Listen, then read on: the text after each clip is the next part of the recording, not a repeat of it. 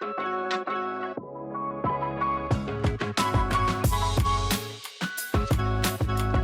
and welcome to the Auto Guide Show. This week I drive probably the most controversial redesign. Kyle drives some wagons, and we have a ton of new car news from the LA Auto Show. But first, a word from our sponsor. eBay has reinvented car buying. From click to curb, everything is covered. With their new secure purchase, eBay isn't just where you find your car, it's where you buy it start to finish. Title, financing, registration, delivery, it's all built in. And eligible vehicle purchases are backed by up to $100,000 in protection. This is what modern car buying looks like. Get your next ride on eBay. eBay, things people love. Secure purchase is powered by Carmel Dealer Services, LLC, an eBay subsidiary. All right, so we'll kick things off here. There will be no guests because, like I said, we have a lot of news and reviews as usual, but there was a lot more news, a lot of car debuts, even some that didn't happen in LA, so lots to cover. So we'll start with where I was this week. I was in Phoenix, Arizona. Actually, we were up in Sedona, and it poured rain the whole time, which was unusual, to drive the 2026 Outback. And yeah, a lot of people wrote this car off because it looks like an SUV.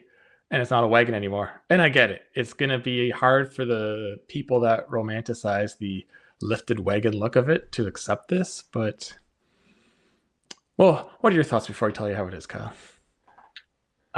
So I'm going to give my prediction here. Right. Because it's a Subaru, I imagine not a whole lot has changed under the skin. But it looks substantially different outside. And as much as I don't like the look of it, because I mean, you managed to capture probably the least ugly shot of it so far. Whereas the Outback the Wilderness just has so much plastic up front that I'm like, ooh. Mm-hmm. But I think the important thing is if it still feels like a Subaru to drive and the interior is just as useful and practical, then maybe people won't mind. I mean, maybe they will, but that probably helps a lot, right? As if it still feels like an Outback. So you nailed it right there. This is the 7th generation Outback, but the underpinnings are pretty much the 6th generation, just with some reinforcements. Exact same wheelbase, same drivetrain. It has the new 2.5 liter, 2.5, which the Forester and Crosstrek have. So down 2 horsepower, up 2 pound-feet of torque. But that's the only difference. So many people were like, oh, it's not a wagon. It's an SUV now. It's ruined. It's not going to drive the same. It drives the exact same because except for that sheet metal on top is the exact same pretty much. I mean, it has been upgraded. It is noticeably quieter like the Forester. They've done a good job there. But I mean, I've driven lots of Outbacks and lots of generations. And I mean, from behind the wheel, looking out over the hood, you won't notice except for it's quieter. Like that's the only thing. The interior is so much nicer. So that's a big plus because the interior is a problem. Physical buttons for climate controls, huge plus. But the tuning knob went away. Negative. But the big screen is no longer vertical. It's just a regular square, and it's got a new software that someone described as like super basic, but that's kind of nice. Like it just very minimal what you have to do to move around in there, and you can customize stuff. And yeah, no, it's a well put together vehicle. It's the only real big negative is getting people to buy into the shape. But even then, like, because of this square shape and the flat glass at the back, you have so much more cargo space and you have a little more rear seat headspace. So it sits the exact same off the ground. So you can't argue, well, it's more SUV because it's higher off the ground. Like the Outback already was. I mean, don't get me wrong. I love the Outback wagon-ness to it and I will miss it. And I'm not happy this is an SUV, but it is just like different clothes, same body, basically. Yeah. Well, so I guess a question for you too is like, since it has gained a substantial amount of height, has that added much to the curb weight or is it kind of negligible? It's a little bit more. It hasn't really gained much height. It's just it continues out the back. Like the actual, it's just like squared off the wagon. And I mean, that's what an SUV is, right? It's a car with a little taller green space, but and of course it's got great sight lines, but this is still under 44,000 pounds, fully loaded with every possible trim and turbo. And that's what this one is. And then if you get the non-turbo, it's like in the 3,700 pound range. So yeah, like it's It's still reasonable. But that's again because like all the mechanics are the same. There's a couple reinforcements and maybe Mhm. the body added a couple pounds because there's a little bit more sheet metal, but um, Okay, yeah, it's an one thing. Outback. Pricing. Does that change a lot? Um, it does and it doesn't, depending on where you Okay. are. So the Outback's now built in Japan because it was always built in North America for North Americans. It was built in Indiana, but now that it's completely separate from the legacy, it doesn't need to be tied there anymore. So because it's built in Oh. Japan, in Canada, it goes up just a little bit and you get a way better equipped vehicle. In the States, it goes up more what you'd expect. But Hmm. I'd have to look it up again, but off the top of my head, in Canada with destination for the fully loaded turbo, all the toys, it's like 52 with destination. And in the States, it's Wow. like 49. So like they're pretty close. Wow. Or 46. Or, yeah, I can't remember. But yeah, they're pretty close. So yeah, in Canada, it's a pretty good deal. Like jokingly, it's like a Forester XL with a turbo. So you want to look at it that Yeah. way? Like it still drives like an Outback. It's like a big turbo Forester. I don't know. This it's strange, but it also makes sense because North America, you guys love SUVs, so and you love Hmm. boxy ones. So Subaru's Hmm. like, all right, we can do this. We're masters at the boxy SUV game. So Yeah. Okay. I mean, yeah, I'm warming to the idea. I still don't like how it looks, but if you're driving it, you can't see it. yeah, and we joked with Subaru, and they didn't overly oppose. I mean, this is how like every new Subaru, people hate the looks, and then over time, I don't know if it grows on you, but you just it like You accept it. yeah, exactly. The five And I levels of grief or whatever. yeah, and I have owned many WRXs, and I used to be in many WRX car forums, and every time a new one came out, it's the most hideous. They've ruined it, blah blah blah. And then by the time that generation's done, this was the best one. Now this new one sucks. And why aren't it like this one? And it happened every time, ever since the Blauvi, like without fail. So you know, there'll be a group that buys this that aren't the current traditional Outback owner that will fall in love with it, and then if Subaru tries to change it, they'll freak out. So Yeah. I can't not see old Hyundai Santa Fe in the headlight though. The yeah, top light, not the yeah, actual yeah. headlight. But anyway, all right. Vertical Well, headlights need to go. Oh, there's one other issue, and that hmm. is there's no hybrid. The hybrid drivetrains in the Forester and the Crosstrek. Um, Oh, that's a hmm. why my theory, or not theory, my idea would be that should be the entry level engine. You can have the hybrid that has more power in the entry level and way better fuel, or you can go turbo power. But I'm sure that would probably raise the price on the base. But A little yeah, bit. Okay. use the Ford Maverick style. All right. Yeah. We spent a lot of time on that. So moving on, we will start with the coolest debut of the last 7 days, I think, Yeah.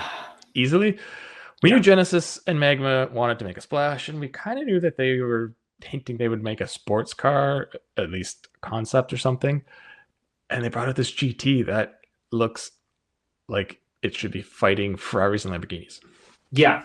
Yeah. It has like real Koenigsegg vibes with its wraparound windshield. Mm-hmm. And it shows the elasticity of their design language, right? Like this is a very curvy car, but it still uses the twin line motif. And it looks really good. It also looks like it could go into production like tomorrow. Yeah, like it's yeah, very well resolved for being a concept. But I guess that's because this is a very serious tease from them, right? Like they said they want to build something like this because they also want to take it GT level racing, in addition to that prototype that they're already getting ready for this year. yeah. And I think the prototype, this will have some of this styling to it, especially with the headlights. We've talked on this show before how the hypercars didn't actually become what they're supposed to, which were like street based. But Mm-hmm. yeah, the V8 from the hypercar would probably fit nicely behind the seats. I know it's hard to say where and how it would fit, but I'm sure that they figured that out. It's got the scissor doors. It's got a lot of cool things, and yeah, let's just hope they build it. I mean, I think it's just to celebrate their 10-year anniversary, and it's crazy how far they've come in 10 years. Because Yeah. when they started, even 5 years ago, if you said, "Well, Genesis is going to make like a $300,000 supercar," you'd be like, "Yeah, good luck." Now you're like, Mhm. "Okay, all right, that's the next step. Sounds good." Yeah, it's interesting. I feel like we've talked about this before on the show about how Genesis has kind of leapfrogged the other non-German brands that are Yeah, trying to fight the Germans. Where now this is the brand that I most consider a competitor to the established nameplates, right? Like, Hmm. I guess sort of Cadillac. Like when Cadillac wants to build either a giant luxury SUV or a hardcore sports sedan, it nails it. It does those two Hmm. things, but then the rest of its lineup, eh. Yeah, the too much bad sharing, and that's with a lot of the other luxury too. Genesis could have done that, but they don't. Like these are all platforms that are for them. Um, they remind me kind of like Lexus in the early '90s until Lexus kind of got into their own, like they're their own thing. I don't. It's not like they can't Mhm. compete with the Germans. It's they have their own luxury thing that some people try to chase as well. But this is sort of like they're trying to out German the Germans. Like this car to me, sort of, you said the Koenigsegg look, but it feels to me like this is the new R8, basically, Mhm. where it's could be like a supercar that's not quite as crazy as a Ferrari and a Lamborghini, but way nicer than just a sports car. Yeah. That will probably be, you know, more reliably attainable. So we'll see. Mhm. So moving on, now a little LA news. The Yes. Kia Telluride surprised us. I don't think we saw this. I mean, I thought this was going to happen when the Palisade came out, and since it didn't, I figured it wasn't going to happen here. But all right. Yeah. Yeah. So we got to see the Telluride last week. Man, it feels like it was a while ago, but yeah, I think it was actually last Monday. We saw this and we have thoughts on the styling. Mhm. But all we knew was that yeah, there was going to be a gas engine of some sort. And now we found out that it's actually ditching the V6, and the Palisade is the only one to keep the V6. This goes all turbo. And now this also Kia has confirmed that it will get the hybrid, which is the same as the one in the Palisade. So it's the 2.5 liter turbo four cylinder in both cases. And with the hybrid, you've got 329 horsepower and 339 pound-feet of torque and 35 miles per gallon combined in a Yeah, large three-row SUV. yeah. The turbo still makes tons of torque. I mean, a little down on power, but torque's what you feel in these, and it's the 2.5 turbo, right? Yeah, so it's 50 pound-feet more than the V6 and 13 horsepower less.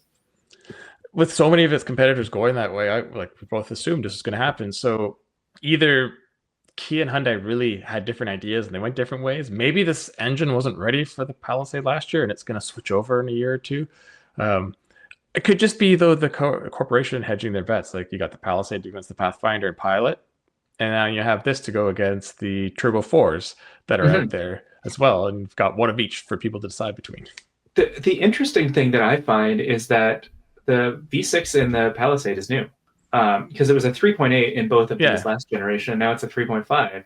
And this is the 2.5 liter turbo that's been in everything for years.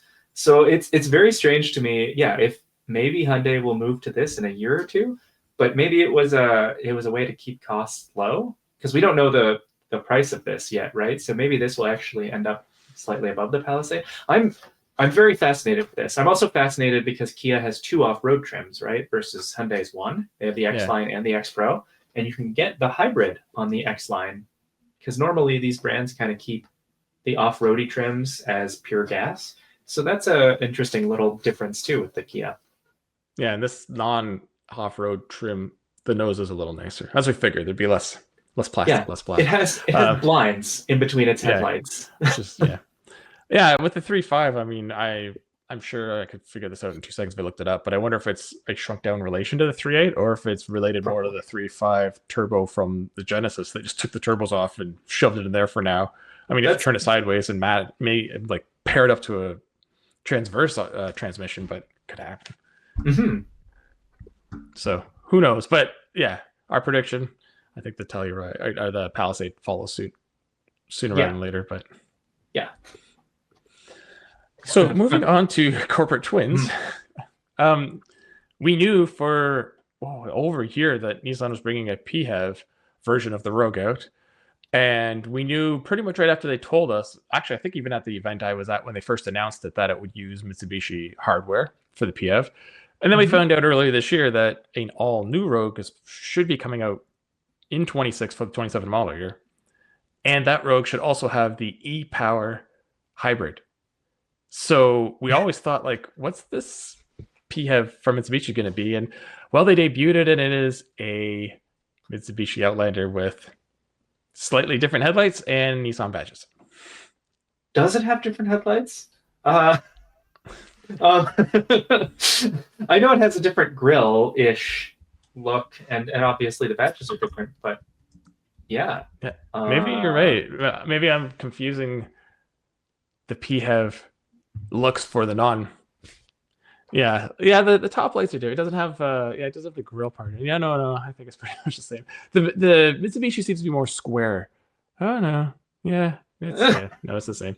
It's the So same. my theory as to why this exists after all I said is they're probably staggering the new Rogue. So maybe we get new Rogue next year and e-Power hybrid doesn't come until a year or two later. So this can continue to be sold and it's not based on the current one. So it's not like they have to keep two lines going themselves pretty much. So that's my thoughts. It's I don't know. I'm very excuse me. I'm very confused about this. I I feel like it would cause confusion for buyers, but at the same time, I'm thinking that people that go to one dealership or the other probably aren't cross shopping, but maybe they are. I don't know. So I just find it very strange. I mean, this is the perfect headline, right? It is like it is proper old school badge engineering of like, here's another car. It's the same car. Yeah, I agree. I don't think Mitsubishi and Nissan buyers are probably cross shopping this exact car, so they won't probably know it's quite the same.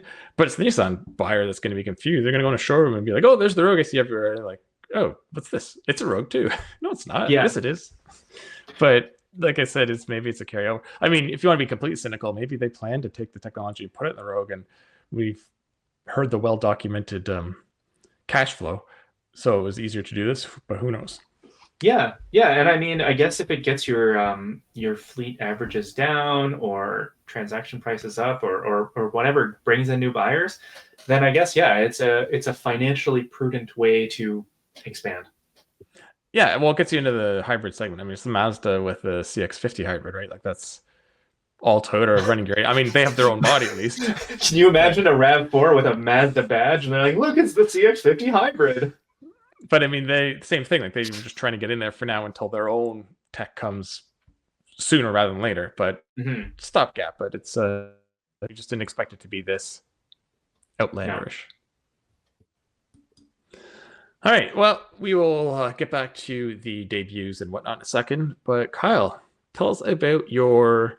Oh, these are just family wagons, right? That you compared. Yeah, totally practical wagons. It's very funny. So I drove the 2025 BMW M5 Touring and the same model year Porsche Taycan GTS Sport Turismo. It's funny that wagons have kind of gone this way in North America, where they kind of exist still. There's a handful of them, but most of them are actually high performance models. So it's either that or faux off-roady ones like Volvo, and Mercedes I think still has one of those. And Subaru. Oh no. So this would have actually, I drove a plug-in hybrid Panamera earlier this year, and that would actually be a perfect match for the M5, except there's no more wagon version of the Panamera because the take rate was less than 10% on the old one. So this is the only Porsche wagon you can get, but I think it might be my favorite wagon. We know that GTS trims are the Goldilocks trims for Porsches, and getting the long roof of the Taycan, you get good range, you get like slightly shy of 600 horsepower, and it knocks up to nearly 700 with launch control. It is comfortable. It is good on range now. Like I think I might have already said that. It's just one car to rule them all. It does everything well. And it looks great too. The wagon looks cool as hell. And so putting it up against the M5 has more power, more weight. Which is crazy. It feels like it has more grip too. More space, which is one thing. More grill. And yeah, and it lights up. And honestly, probably a bigger breadth of drive modes in the sense that the M5 can actually be very comfortable and quiet when you want it to be, or it can be a monster. And of course, you can disconnect power to the front axle and turn it into a rear drive 717 horsepower wagon. Um, the the weird thing about it is the M5 feels a little rough around the edges, uh, like it can barely contain all this power, and yet at the same time, it also feels weirdly digital. It doesn't have a lot of variance to how it drives, at least when you're having fun with it. The Taycan feels more analog, weirdly. It's actually like easier to play with in a corner and kind of have fun and enjoy the balance. Um, but one thing, as you and I have both driven the Ioniq 5N, the Taycan feels like it's lacking now, right? It's like so many times when I was driving it, I wanted to pull for paddles that just don't exist.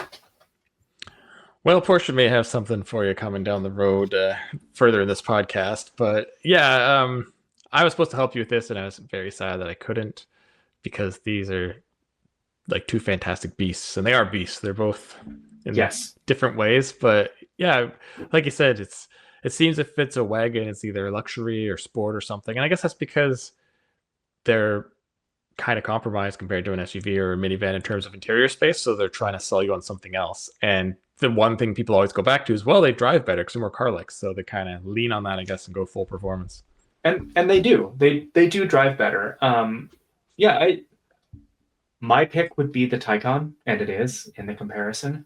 Uh, but I do see the advantage of the M5. I feel like this is a car that you just get into and you can drive across country in this thing. And oh, you're going to take a stop at a racetrack? Cool. This car will take care of itself on a racetrack. It won't embarrass itself. And then you can just get back on the road and drive hundreds of miles in comfort. And head to your nearest tire shop to replace them. And that, yeah, there is a feeling like when you're really pushing the M5, you're just like, oh, I'm so sorry, tires. All right, so moving on. Going back.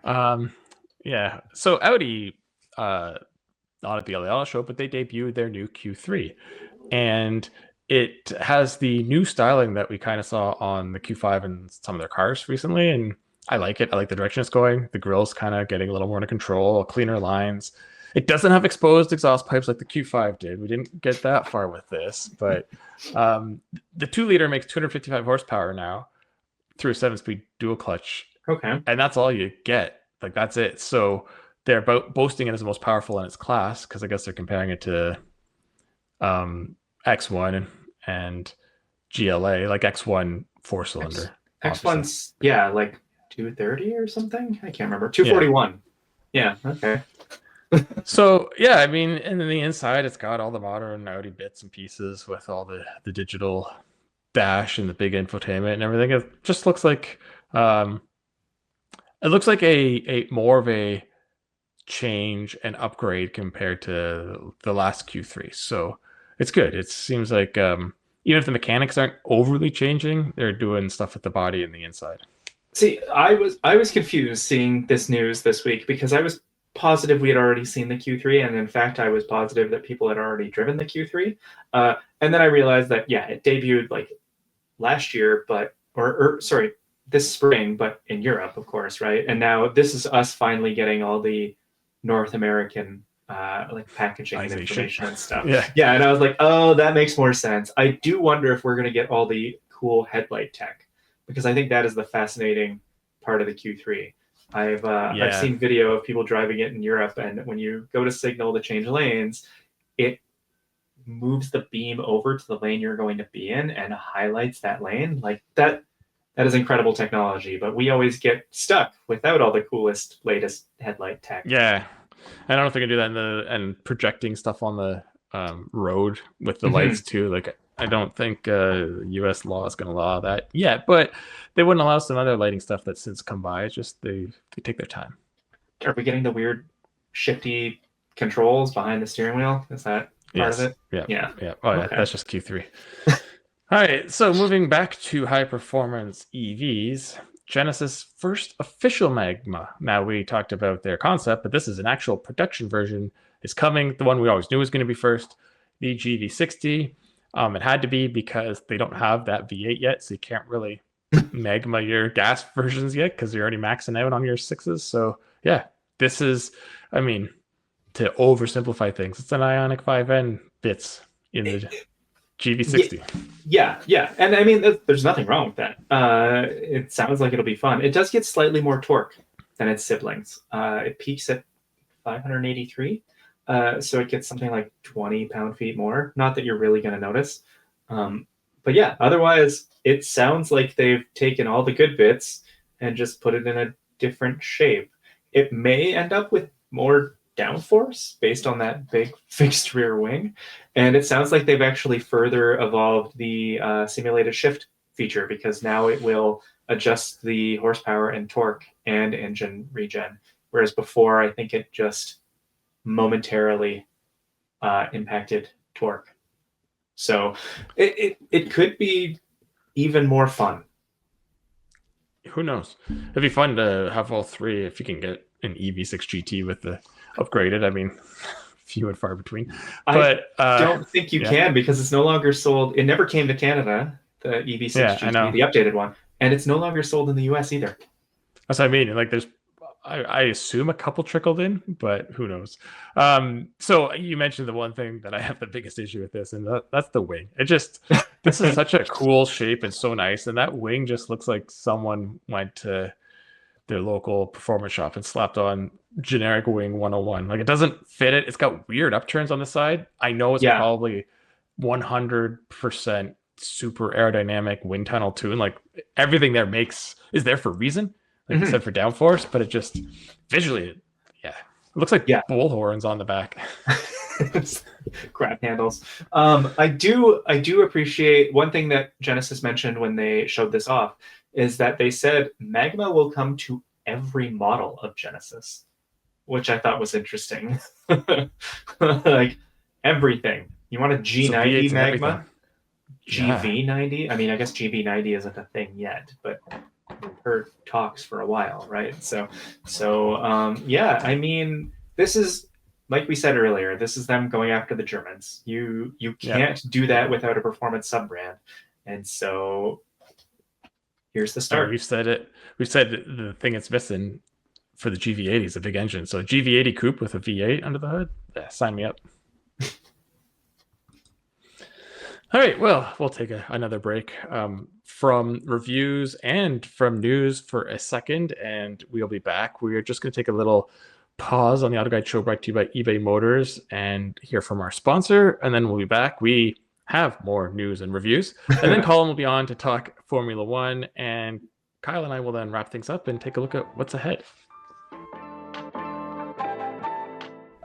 eBay has reinvented vehicle buying. From click to curb, everything's covered. It's all thanks to their new secure purchase. Ever try to buy a car and end up in a parking lot with a stranger on some blind trust? Or spend half the day at a dealership talking to pushy salespeople and signing paperwork?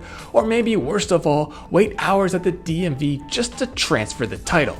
That era is over. For years, eBay has been the go-to for gearheads, collectors, and DIYers. Because whatever you're into, from classics to SUVs and trucks to imports, eBay's got it.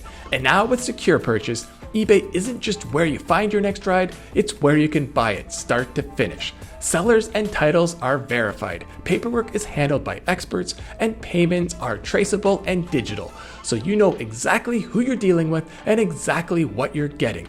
Plus, you can finance, insure, and register your vehicle all in one place. No more hours at the dealership, no more trips to the DMV. Get your vehicle, plates, and paperwork shipped to your door ready to drive. And it's all part of one seamless process designed to feel as easy as buying anything else online. And eligible vehicles purchased on eBay are backed by up to $100,000 in purchase protection. Thinking about selling a ride? Secure Purchase makes that simple too, because you know your buyer and their funds are verified. If you still owe on your car, the financing payoff is fully integrated, so you're not chasing paperwork or waiting on checks to clear. And with Secure Purchase, you get paid fast, and you're not going to be stuck chasing no-shows or answering the 5th still available messages. This is what modern car buying looks like. Skip the DMV, skip the sketchy meetups. Buy it on eBay. eBay, things people love. Secure Purchase is powered by Carmel Dealer Services, LLC, and eBay subsidiary. And we're back. Okay, so this is our final test drive portion of the show today. And it was me driving the Jeep Wagoneer Overland Special Edition, and that's its official name. And it's perplexing because the Wagoneer is no more after 25. We already saw the 26 Grand Wagoneer refresh. We know Dodge or Ram, I don't remember which one exactly, is getting a version of this vehicle for their brand. And essentially, that's what's going to replace the Wagoneer because it was so confusing having Wagoneer and Grand Wagoneer. You'd assume Wagoneer was short and Grand was longer, but no, it was the class they fought in. Wagoneer fought Suburbans and Expeditions, and Grand Wagoneer fought Cadillac, Escalades, and Navigators. So I think it makes more sense to have like Dodge against the mainstreams, and you can have your Jeep that you're trying to make premium go against the premiums. Mm-hmm. But then that makes this edition curious. Like they brought out a very luxurious version this year too, which made things even more confusing. And this, so the Overland, as it sounds, is like Jeep's off-road trim without going hardcore into like a Trailhawk or a Rubicon. And this gets all-terrain tires, and it gets skid plates, and it gets a more durable two-speed transfer case. So it has like some off-road bits, and being a Wagoneer, does the air suspension, and it go up to 10.1 inches.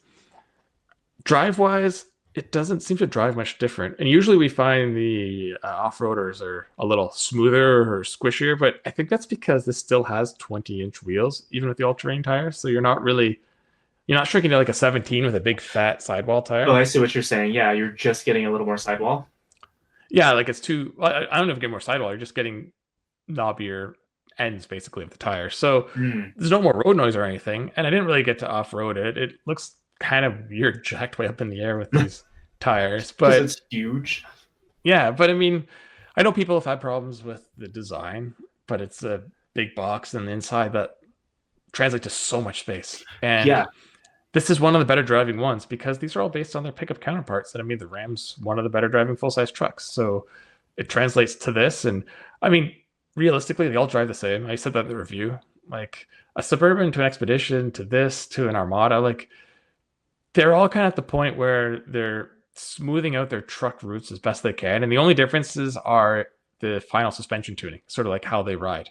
And I mean, you could boost the steering and whatnot, but it's just like if you really like Stellantis or Mopar or whatever you want to say, and you need a full-size SUV that can tow a lot, here you go. This thing tows 10,000 pounds. So, and get it now because it's gone after next year, but there will be a replacement down the road. Does that mean this is going to be a collector's edition? Maybe.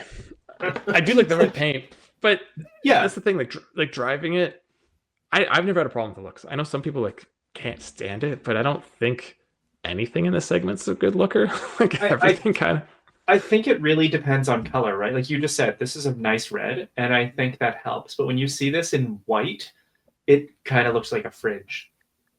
But like Chevy's new truck style language, I'm not crazy, and I usually like theirs. The Armada, it looks okay. It's nice, and the Expedition and the Sequoia, they're like inoffensive. It's just there's no style icon here, and that's because they're all truck based, and they all need tons of space inside. So you can't go too crazy with their styling.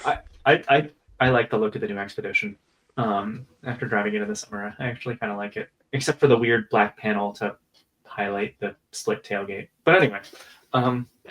So it's what it should be. It's a contender completely. Yeah. And it gives you an option if you don't want one of the other ones. Oh, and the Turbo 6 is great. Yes. So speaking of three rows, Honda has updated the Pilot, and it feels like we just got this thing. Yeah, I know. It's crazy. It's already in a mid-cycle refresh. Yeah.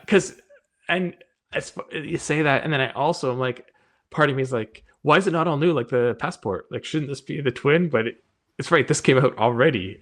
But it's basically getting the Passport style, which I like the look of the new Pilot. Like I always have. And remember when we first drove it like 2 years ago, with the big Pilot on the tailgate and the look, but now they've made it try to look even more rugged. Yep, as everyone is. Yeah, rugged everything. I'm sure it's going to be more or less the same to drive because, as far as I know, they haven't dramatically. Well, based on this headline, it might be fairly different to drive. Just the powertrain is going to be the same. Yeah, and we considered it one of the better ones to drive overall. So if they somehow improve that further, and now obviously the inside's going to be updated, but you know what? It's about family resemblance, and like we said, everything needs to be rugged. So good on Honda, because two pilots ago was very roundy, um, Yeah. and this current one I really liked. And then I don't know, I'll have to see this in person to really make my final call if I like this better or not. Yeah. My one concern here is this probably feels slightly counterproductive, but I hope they don't make the trail sport much more off-roady, because in my mind, it really helps to keep the Passport trail sport as kind of the halo model of the off-roading, because it's a tiny bit smaller and a two-row and more focused on that. Whereas like this should be the family-oriented SUV, and sure, yeah, it can have some off-road chops, but I hope it doesn't just take everything from the Passport. Well, the current Pilot Trail Sport was pretty good, like Yeah. capable for what it was. So yeah, just continue doing that. Hmm. And while we're on the topic of off-roading, Jeep finally showed us the Recon that feels like it's been years. I mean, it hasn't, but it feels like we've Yeah. been hearing about this thing forever. So it's Jeep's. This was, I think, supposed to initially be their first all-electric vehicle, but it ends up being number two because of the Wagoneer S. Which it probably should have been the other way around. But Yeah, I'm guessing making this off-road capable took longer time than making something that was just road biased like the Swagoneer. yeah, and it's interesting because it's kind of uh not well no, it doesn't have compass look. It's like a bit of a Wrangler look, but it's actually a real SUV more, but you can take the doors off. It's got a bit of the Renegade in it, kind of, but way bigger. Like It's good. It's got a lot of new Cherokee. yeah, yeah, boxy, and you can take the doors off though, so that's the big thing for off-roaders. And it only has 650 horsepower. You can take the off. You can take the doors off, and it no longer requires any tools. Well, I can't say no longer. I mean, Yeah, true, true. I say no longer because the the Wrangler still Wrangler does. also. Yeah, The Wrangler but also still has solid front axles, so it yeah. just doesn't So want to change. this is still the Stella Large platform. So that's the interesting thing to me is like it's technically a Wagoneer S, but it has all-terrain tires. I think they're 33-inch tires. It has a lot more ground clearance, a lot more suspension travel. So I mean, I'm curious because it is a unibody platform. Just think of how high you could jump this with 650 horsepower and all that capability. And think about the range, because this one has, with the 200 or with the 650 horsepower, has a range of about 230 miles. Future models with less power will get that up to 250 miles, but still, you're taking a hit to go off-roading in your EV. Of course, the flip side there is once you're actually off-roading, EVs are a lot more efficient off-road than a gas car. Yeah, So yeah, it's interesting.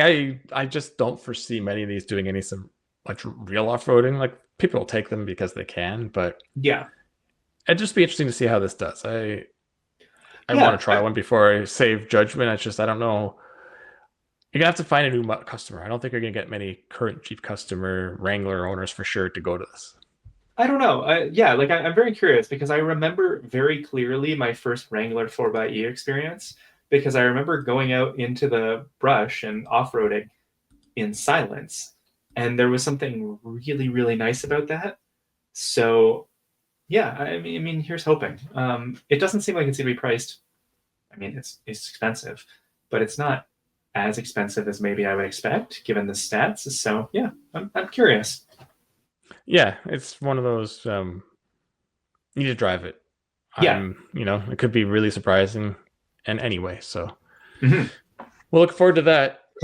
Speaking of electric SUVs, Porsche decided that their second one, the Cayenne, because it's bigger, it needed a little bit more power, right? Couple ponies. Little bit. What is it? 1,139 horsepower. Yeah, this I, is it for me. This is the point where EVs have officially they're getting like too much power. Like it's just ridiculous. Like what's the point? I know there's some 1,000 horsepower EVs already, but there's supercars or like the Taycan trying to be like a supercar. But this is an SUV now with 1,100 horsepower. Like it's ridiculous. I did not expect that. I expected a lot of power, but like this isn't even a turbo GT. This is just the Cayenne turbo. Turbo. Yeah. And like I mean the Lucid Gravity isn't putting out this amount of power. It has those extending fins in its rear haunches, which are fascinating to me. It's like this thing is so quick that we literally need extendable aero aids on the side of the car. Make sure it doesn't take off. It's like anti-wings. I'm like, oh, okay. Like this is a SUV that does a 9.9 second run in a quarter mile. Yeah, it's like, oh, hey, you want to come over and see my new Corvette ZR1? Yeah, I got that in my driveway already. It's in my SUV. I don't need that power. My SUV that weighs probably twice as much, but also cost twice as much. Well, maybe not after a ZR1. It shows. I find this fascinating because it really shows the change with Porsche, where the Cayenne is sort of the brand's de facto flagship, right? Like you've gotta make it. I think you mean effective. Yeah, you've got to make a statement with your EV version, and boy does it. And I think like look, like I'm not saying all buyers are like this, but some buyers want the bragging rights. That's why you would get like a Cayenne Turbo instead of just a Cayenne 4S or whatever. I guess Cayenne S. It's like some people are going to go for this because look, you have a ton of power. Also, it's not like it's just a ton of power, right? It has very quick charging batteries. It has good range. This is the first model that does that inductive charging. So it's just like a giant mobile phone. You just roll it over your wireless charger parked in your garage. And it like there's a lot of fascinating aspects to this that I kind of like, but I'm with you. This is just too much power. Yeah, I know it's not like a gas engine. Like if you turn the power down a lot, you don't get that much more range with the way electric motors are. I mean, you get a little, but you can get way more power for how little range you give up. So yeah, that's why they do it. It's because they can. But I mean, I guess you could have had smaller motors to start with, and then you get better range.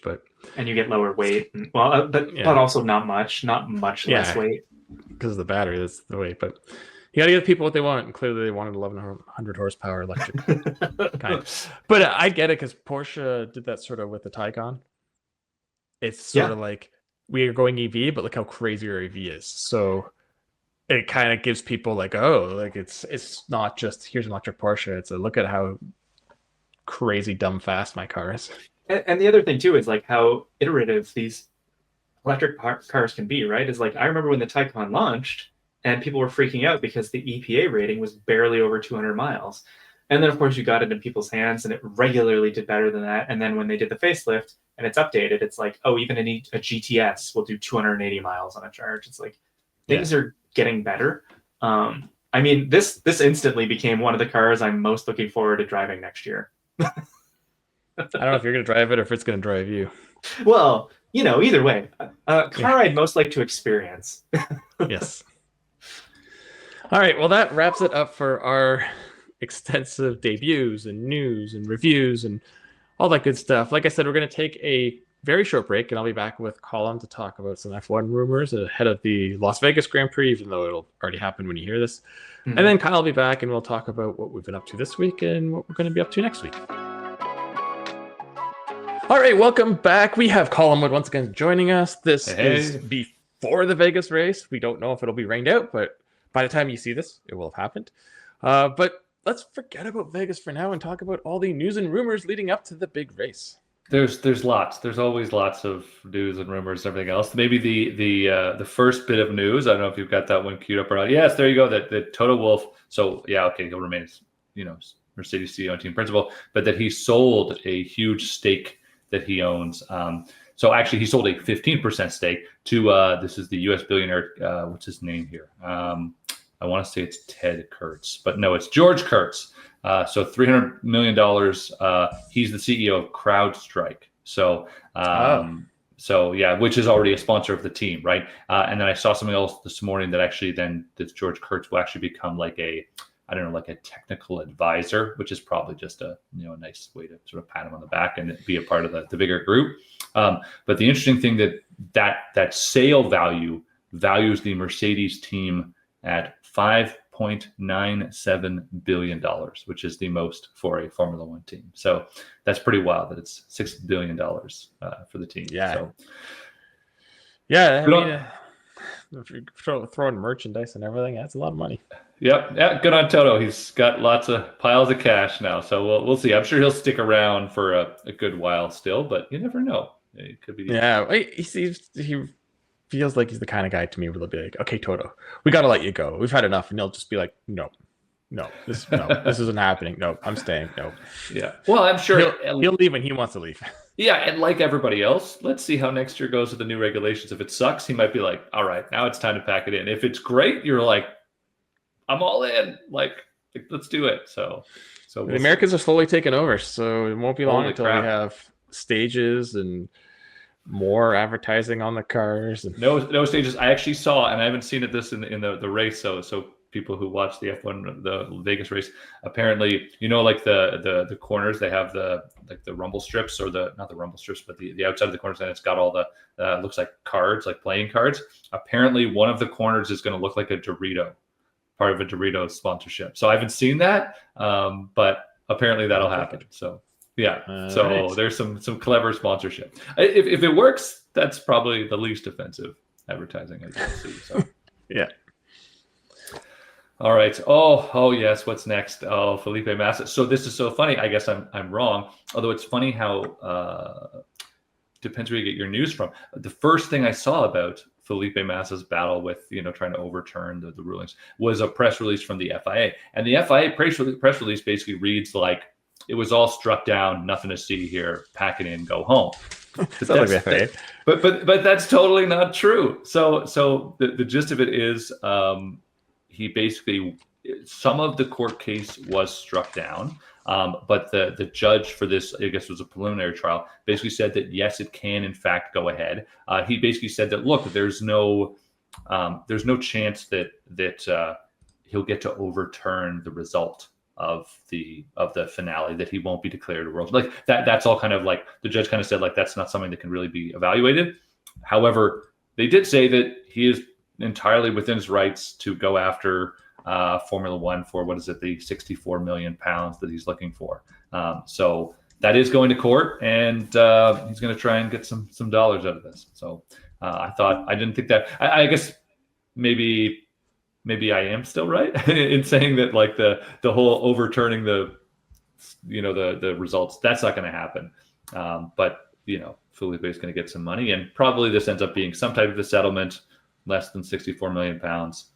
And Felipe gets some dollars, and I do think that there's like a moral victory here for him, right? Like if he can get money, then basically that's the Formula One admitting that they screwed up is the gist of it. So it's just the way all the legal systems in the world seem to work. You can't fully 100% undeniably convince it in like a criminal court. But in the civil money courts, like, they probably screwed up. Here's some money. It's OJ all over again, right? Yeah, it's everything all over again. And then the FIA will publish a book saying, if we did it. Yeah. Oh, no. Oh, crap. All right, so super quick rumor here. Charles Leclerc apparently has been approached by Aston Martin to go there. I feel like these rumors are they're not nonsense. They of course have found it. Every team is talking to every driver that they can, right? So why would they not? It's a interesting look, right? And actually, again, if you're Charles Leclerc, you'd want to be promoting that idea too, that you're being shopped around after the recent fallout there. And if you think that Lewis is probably not going to be around after next year, he'll do the 2026 and then be gone off to retirement or something. And then they really need what's the future? If they were to lose Lewis and Charles the same year, poof, that's a huge problem. Yeah. So Ollie wanders into the office, kicks open the door, and says, "Here's my terms." yeah, right. It could give a guy like him a huge bargaining power that he wouldn't otherwise have. So It's funny, March 2025, you'd be like, "Oh, Aston just talking to everybody because they're linked to everyone." But now in November 2025, you're like, "Well, maybe Charles wants out." So yeah, a lot happened in a year, but Aston Martin feels like the LA Dodgers to me. It's like everybody's linked to them because they just have money to spend, and whoever wants to come on. yeah. But So, they're we'll still really quite terrible. Like I hope that Adrian Newey's been like working behind the scenes to do some great stuff for next year, and maybe they will come out and surprise the hell of us. But they, other than the very first year that they sort of came out with that like rebadged Mercedes effectively and did quite well. It was, or was it a rebadged Red Bull? It wasn't either, but it was just like they kind of copied a previous thing. No, I think it was I think they copied basically. Oh no, I think it was Haas that copied the Mercedes, and I can't remember. But yeah, it was a green version of something else. But I agree. I think Newey's working on 26 and knowing it's wide open, and they're going to have Honda, right? Powering their cars. Yeah. So, Honda's got a pretty good history. Look at Red Bull. So, yeah, they could be like, I'm keeping an eye on them. And I think McLaren will transition okay. Oh, yeah. And then Red Bull's a big question mark with the Ford. It totally is. That could go anywhere, right? It could be just a complete disaster. Or they could dominate. I mean, like the Detroit Auto Show this year, you're probably going to have the Red Bull Ford and the Cadillac F1 car both on display. Like, what a crazy... Yeah, I know what. Like, imagine telling somebody that a couple years ago. You'd be like, that's crazy talk, right? But boom, here we are. Yeah. All right, so moving on to our last story. Last rumor of the day. It's not even a rumor. So the director of the F1 movie, Joseph Kosinski, has said that he is in active discussions with both Apple and Brad Pitt for a sequel. So I don't know. 70-year-old F1 driver comes back to right? one more go. They're basically just going to copy the, what was it, the third Cars movie? They'll have a young female come in and she will get trained and then overtake the boss, and that's how it's going to go. So played by Sydney Sweeney. I'm just trying to think who's there you go. A name Perfect. right now. There you go. Right now you could throw out there. Yeah, that'll confuse then. It's I don't know. It's just the more I think back, I think, like I really enjoyed watching the movie when it was in theaters and it was fun, but like there's nothing lasting about it. There's no like, I would never go back and watch that movie again. I would and it's just one of those movies that screams sequel will be terrible. I could be wrong. Maybe they'll pull a Terminator 2 on us and make the greatest crap ever, but I don't know. So he's going to travel back in time to his younger self and make sure he still does the Formula One path. There you go. It's actually a origin story movie about it goes back, and we need someone to play a young Brad Pitt is the gist of it. Mm-hmm. So boom. I have to think of who that could be. Well, as someone who still never saw the movie, you're really selling it on me, Colum. You didn't see it? No, because I didn't get to theaters and it hasn't shown up on somewhere free streaming in Canada or the airplanes yet. So I'm just waiting.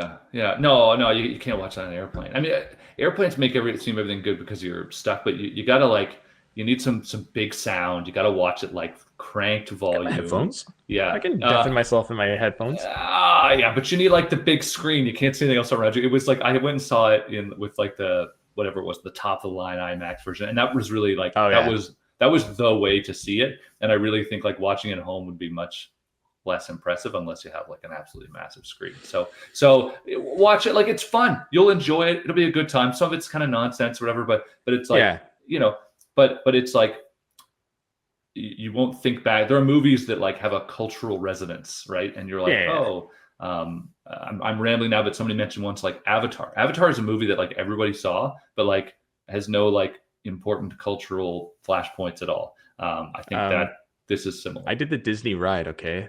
I made a ride. But no, you're right. This is the Fast and Furious. Right? Like that. Right, Fast and Furious. I still think about Rush. Like Rush is a fabulous movie. Like if you were just like, you're bored on a Tuesday night and you're flipping channels and you saw Rush was on, you'd be like, oh, stop. And then before you know it, it'd be the end of the movie and be like, that was a great movie. Like this, I don't know. Yeah, you just go in with expectations. It was like the Gran Turismo movie, right? Like people were, oh, the order of sequences for that guy's not correct. Like it's out of order because it was, and Yeah. teams like were going up the different ranks together. Like they're doing sports cars now, they're doing prototypes. It's like just forget about that and just enjoy the movie. Like it was fun. I never saw that movie, so There you go. I had been told I should as well. So, but we'll see. All right. Well, before I let you go, I don't have a rumor, but a fun thing that I read recently was during the media scrum in Vegas, Lando was being asked why he and Oscar don't do as many fun social media things anymore. Like basically saying, like, is there tension? You guys don't like each other? And Lando's response was, "We are both fighting for a championship. We have asked not to do as much social and focus on driving." It's like, yeah, obvious, but Yeah, people are trying to find a story that doesn't exist wherever they can. they always will. They always will. Yeah. All right. Well, thanks for joining us. Next week, Vegas will be over, and the championship could be real close again, or could almost be over. It all depends on what happens. Yep. So we'll see. We'll see. All right, See you, Mike. All right. So that just about wraps up the Auto Guide Show, brought to you by eBay Motors. Kyle, we've both been away a lot this week. I will just quickly go first because I talked about it. I was in rainy Sedona driving the Outback, which is funny that you go to the desert and it pours rain, but you're like the most capable vehicle for that kind of weather. Yeah, that is a little odd. I mean, it did make for some very dramatic photos, and I imagine it also highlighted, the capability of Subaru's all-wheel drive system. So there you go. Maybe they planned it. It was all part of the plan. They're controlling the weather. Yeah. So where were you this week? To make this as smooth of a segue as possible, I heard that before I arrived for my drive wave on my trip, it was also like the weather you had. It was cloudy and rainy and just all around miserable, as you'd expect when you're in southern Spain, which is where I was. I can safely say that I was there to drive the BMW iX3. A vehicle that I've been looking forward to for a long time, that you got to go see for a preview when it was revealed in the summer. And yeah, I can say that there were also some other things that I will be talking about in a very future episode. But the iX3 is the main event. And you'll be able to hear about it in about a week and a half after this episode launches. And I have a lot of thoughts because, well, Mike, I mean, you saw it at the preview. I can't think of another car that has shown up in my time here at AutoGuide that is this new in every way. Like most cars, when people are like, "Oh, it's all new," you're like, "Okay, it's all new," but like it's a carryover engine or something like that. It's like this is a new platform, new infotainment, new styling direction, new motors, new battery tech, like everything. So it's quite a lot. So yeah, that was me. And then I guess Oh, go ahead. I was gonna say, like, you're totally right. It's like a whole new company started, pretty much. Yeah. Like it's yeah. And then next week, I go nowhere and you go nowhere. What a surprise! It's real nice. We are doing a off-roady comparison. You're finally going to get a chance to drive the new Pilot. No, the new Passport. I know I get to drive the new Passport, and we will put it against its natural rival because Honda and Toyota are always locked in a never-ending battle. So we're going to put it against the 4Runner and see how close it is, because the 4Runner is sort of the icon in the very capable, has the off-road proper bits, but still is an SUV. Like it's not as far off as a Wrangler Bronco, but it's got the body on frame ruggedness. So Honda's trying to get there with their unibody. And I mean, we know unibodies can off-road. Jeep themselves have been doing it forever with the Grand Cherokee. So I look forward to it. We're not going to do anything crazy hardcore, but no, we'll get out there. I did see a video this week on social media of like a Subaru, like a Forester with just some all-terrain tires and stuff, just like climbing up, what is it, like Devil's Revenge or whatever in Moab. Oh yeah. So unibodies can perform off-road. And then actually, as like a weird little side feature next week, I'm going to be in a Wrangler. We have accidentally double booked because we really wanted to do this comparison, but I'm going to be in the Enthusiast Wrangler, the two-door manual soft top, just the Sport S trim. So pretty reasonably priced, not a lot of fancy stuff anywhere. And I'm very curious to see what it's going to be like to live with as we quickly approach actual winter. Yeah, it should be interesting. And I'm curious how it'll drive because we had the manual Tacoma and we were kind of like a little underwhelmed with the manual. So let's see what this is like. Yeah. So it's going to be a fun week. All right. Well, I guess that wraps it up then. We'll be back next week with a special guest and some more news and reviews. But until then, have a good week. So long, everybody. eBay has reinvented car buying. From click to curb, everything is covered. Ever try to buy your car online and end up in a parking lot with a stranger on blind trust? That era is over. Now with Secure Purchase, eBay isn't just where you find your car, it's where you buy it, start to finish. Title, financing, registration, delivery, it's all built in. This is the modern way to buy your next ride on eBay. eBay, things people love. Secure Purchase is powered by Carmel Dealer Services, LLC, an eBay subsidiary.